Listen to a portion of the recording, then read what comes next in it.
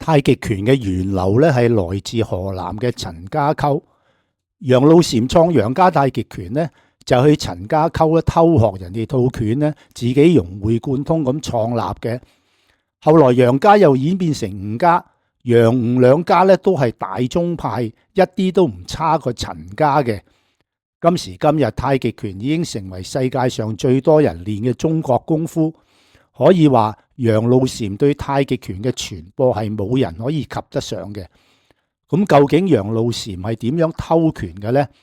嗱，成個過程一直咧都冇人講嘅，只不過係一種傳說嘅啫。今日說書人講嘅呢部偷拳係由戰前嘅武俠小說名家白羽嘅作品嚟。嗱，呢個人唔簡單嘅，金庸咧封佢做中國嘅大仲馬。梁羽生筆名個羽字咧，就係攞白羽個羽字嚟嘅。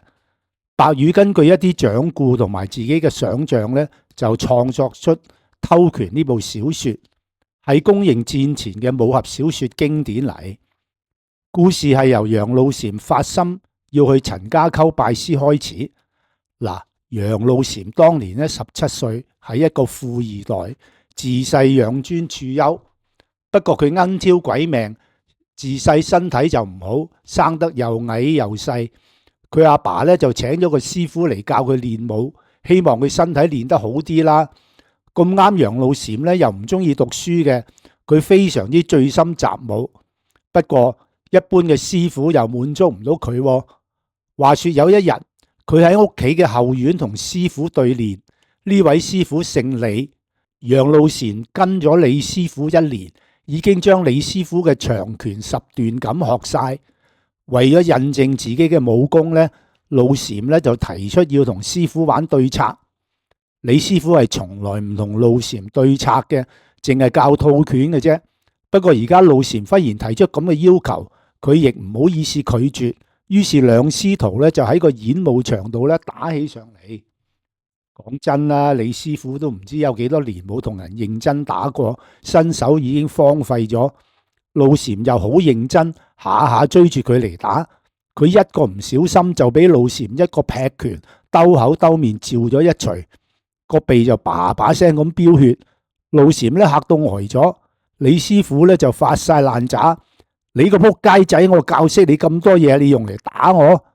露禪即刻鞠躬道歉。佢其實覺得幾好笑，不過就忍住咗。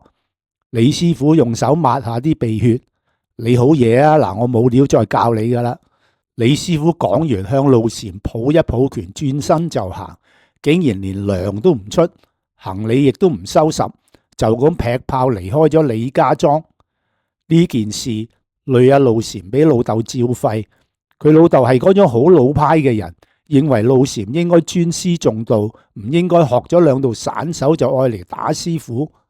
再係咁，佢唔敢請師傅嚟教露禪咁話。不過話係咁話，冇幾耐有人介紹咗個劉師傅俾佢，話係好有料。佢又請咗劉師傅翻嚟教露禪。呢位劉師傅嘅家數同李師傅一樣，都係教長拳10段咁。曾經喺鏢局做咗10幾年，而且已經做得好成功下。經佢補嘅鏢咧，甚少有甩碌嘅。不過到咗60歲呢年呢，佢唔想再過啲咁刺激嘅生活，就決定退休，準備教拳寄託下精神。果然，劉師傅嘅精神面貌咧係同李師傅唔同嘅。露禪一見到佢，即刻就有啲敬畏。劉師傅第一日嚟上堂，就叫露禪將以前練過嘅嘢練一次俾佢睇。露禪唔想俾人睇小，就好出力咁將佢所識嘅嘢咧演晒出嚟。點知佢打到氣來氣喘，劉師傅睇完笑笑口冇講嘢。露禪咧識得睇眉頭眼額啦。師傅，係咪我以前學嘅嘢已經誤入歧途啊？劉師傅又笑笑口咁話：你練咗幾多年啊？4年。劉師傅面色一沉：我唔想批評你以前個師傅，你冇誤入歧途，只不過學藝未精啫。露禪，我以後教你，你就當從前冇學過，我亦都當你係啱啱入門，由最初步嘅功夫教起。嗱，你記住，我唔教你就得，你唔練就唔得，明唔明白？老禪即刻鞠咗個躬，托塔應承，跟住又跪低叩咗3個頭。由第二日開始，老禪接受劉師傅嘅訓練。呢位做過鏢師嘅劉師傅果然係有真功夫喎，每個架式都詳細解釋，上盤、中盤、下盤喺拳術上有咩作用，喺健身上又有咩作用，全部反覆講解，令到老禪真正明白為止。老禪本身就有天分噶嘛，以前學壞師，而家遇到劉師傅又進步好快。但凡拳術個根基都係喺下盤開始嘅，劉師傅本來預咗1年幫老禪打穩個下盤先至開拳，點知老禪只用咗6、7個月就掌握咗打穩下盤嘅訣竅。劉師傅好開心，做徒弟嘅揾個好師傅固然難，做師傅嘅揾個好徒弟就更加難。佢見到老禪咁快上手，就正式同佢開拳，教長拳10段錦。呢套拳老禪其實早就跟李師傅學過，但係劉師傅教嘅嘢同李師傅就有好大唔同。劉師傅首先將成套拳由頭示範打一次，動作雖然又係嗰啲，演繹就非常之唔一樣。老禪覺得好神奇，呢套拳佢明明學過嘅，但係而家學起上嚟呢，就好似學過一套全新嘅拳咁。佢好快就上咗手。不過即使係咁，呢套長拳10段錦，佢都要學足2年呢先至學完。跟住劉師傅又教咗老禪3年，將佢幾十年嘅修為全部過晒俾老禪。老禪呢就完全變咗一個人，雖然呢仲係咁瘦，但係肌肉已經變得非常之結實，成個人嘅精神面貌都已經唔同咗。點知有一日，劉師傅忽然話佢要辭職。老禪好惶恐，問劉師傅點解好地地突然間要走呢？係咪對佢呢個徒弟有咩失望呢？劉師傅話：老禪，我老啦，我已經將我所有嘅嘢教晒俾你，我再教落去，你都唔會有咩進步嘅。你資質好好，外家功夫已經到家噶啦，跟住落嚟你要去學內家拳。係時候你要去揾過一個師傅噶啦。老禪更加惶恐，我仲可以去邊度揾個好似你咁好嘅師傅啊？師傅，劉師傅有啲感動，摸下老禪個頭。師傅呢，指條明路俾你行啦。河南懷慶府陳家溝有一個隱士叫做陳清平，佢早年呢遇到一個高人，傳咗一套拳俾佢。呢套拳係由太極圖演變出嚟嘅，叫做太極拳。陳清平就俾人叫做太極陳。太極拳搏擊嘅時候呢，可以以柔克剛，以弱制強，好啱你練。到時你外家內家結合喺江湖上呢，絕對可以成名。劉師傅呢番話講到老禪好興奮。師傅，既然有啲咁嘅高人，我哋不如請佢翻嚟啊！我同阿爹講下，聽日就派人去陳家溝請佢咯。劉師傅忍唔住笑起上嚟，邊有咁容易啊？佢哋呢種人唔係錢可以請翻嚟嘅，亦都唔係講人情可以請翻嚟嘅。就算你俾好多錢，佢都唔會肯嚟嘅。老禪俾劉師傅笑一笑，當堂面都紅晒。咁要點先可以拜佢為師啊？老禪，凡係呢啲世外高人呢，性情通常都好乖僻。太極陳出咗名揀徒弟好苛刻，佢啲徒弟呢，來來去去都係得嗰幾個人嘅啫。你要拜師，要專程去河南拜師，用誠意打動佢。不過得唔得就要睇緣分。呢番話又打沉咗本來有啲興奮嘅老禪。睇嚟要太極陳收佢相當困難。當然佢冇放棄過呢個念頭，佢心心念念都係要想去陳家溝拜師。不過古時講究父母在不遠遊啊嘛，佢阿媽好早走咗，不過佢仲有個阿爸，佢阿爸呢身體唔好又要人照顧，老禪就咁嘥咗5年。呢5年佢冇師傅，只係自己一個人修練。將劉師傅傳俾佢嘅嘢練來練去，練到滾瓜爛熟。進境唔係冇，但係呢，佢並不滿足喎。5年後，路禪終於可以出發去拜會太極診。呢一年呢，佢阿爸過咗身。雖然佢成咗親，但係作為一個武痴，老婆算得乜嘢啊？阿爸過咗身就出發噶啦。路禪騎住匹驢行咗10幾日，終於去到河南省懷慶呢個地方。點知佢一嚟到都未見到太極診咧，就出咗事喎。話說佢喺客棧開咗間房，想話早啲瞓唞足精神，第二日去拜師啦。點知瞓來瞓去瞓唔着，就起身走出嚟間客棧嘅後院咧，散步，一路行一路諗第二日點樣拜師，見到太極診又可以講啲乜嘢，點樣用誠意打動佢。正當佢諗到痴痴迷迷嘅時候呢，突然聽到有啲聲音，聽真啲，竟然係兵器接觸嘅聲音。佢忍唔住咧，就行過去睇下。路禪行咗幾步，就見到有一棟門，道門並冇閂實。路禪就企喺度裝入去，見到一班人喺度練習，有啲練拳，有啲練兵器，有2個年青人用兵器對策緊。旁邊有一個中年人，似乎係佢哋師傅。一路睇佢哋對策，一路開聲指導點樣攻，點樣守，點樣出招，點樣收招。路禪忍唔住咧，就拱開道門行入去。路禪咁做梗係瀨嘢啦，佢未出嚟行過，唔知道咁樣係犯咗江湖上嘅大忌嘅。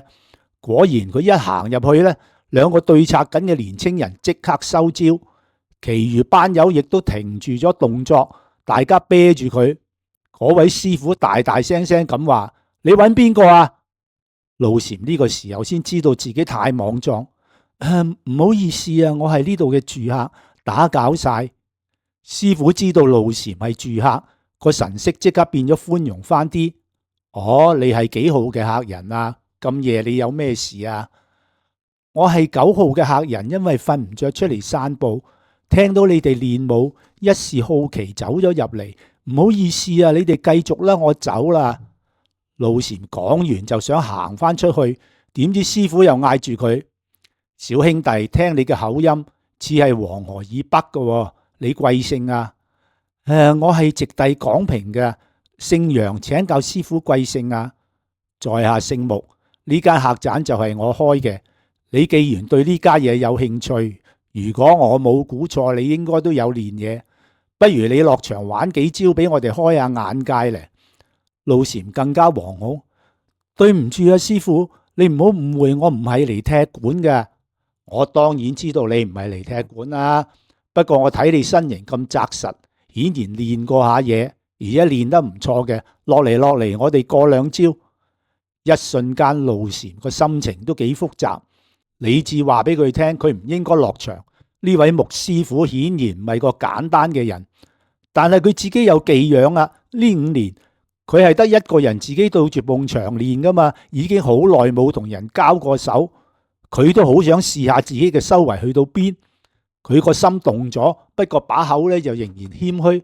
唔好意思啊，小弟嘅修為仲係好淺，邊係師傅你手腳，無謂浪費你時間。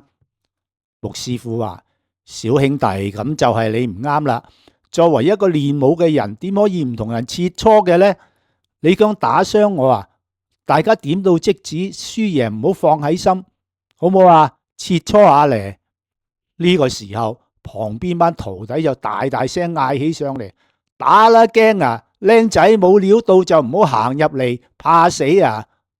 路禪個心本來就想打噶啦，而家俾人侮辱，更加唔使諗。於是佢行前幾步，向住穆師傅一抱拳，就擺咗個起手式出嚟，請師傅指教啊！穆師傅點下頭，亦都行埋出嚟。佢垂低2隻手，竟然連架式都唔擺。我係你前輩，你出手啦！一瞬間，路禪道氣上咗頭。佢其實都係個心高氣傲嘅人，而家見到人哋垂低隻手同佢打，佢就唔再客氣。標前右手一個插錘，兜口兜面呢就打穆師傅塊面。穆師傅嗌一聲好，向咗打橫攬一步就避過咗。路禪都預咗穆師傅會向左閃開噶啦，即刻化拳做爭，一爭又向穆師傅兜口兜面咁鋤過去。